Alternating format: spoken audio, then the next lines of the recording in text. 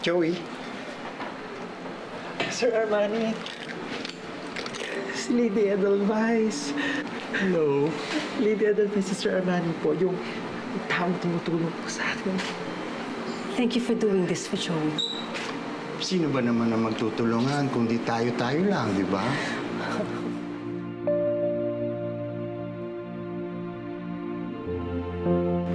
Thank you, Luis.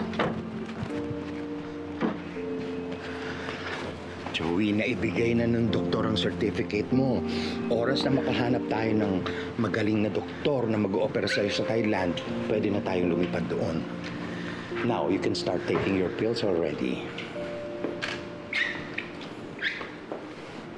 May problema ba?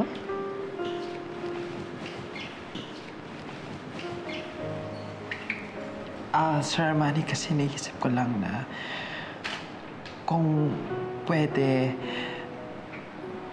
wala pong makakaalam yung tungkol sa operasyon na gagawin ko po. Kung maaari po, tayo lang yung nakakaalam. Ako, ikaw, siguro po pati si Vince. Para gusto ko pong ipaalam sa mga tao na wala na si Joey. Patay na siya. Okay. Kung yun ang gusto mo mangyari, yun ang gagawin natin. Pero paano po sila Miss Betilda po? Sila Violet, yung mga tao po na nandito sa bahay? Akong bahala. Salamat po, Sir Armani. Thank you po.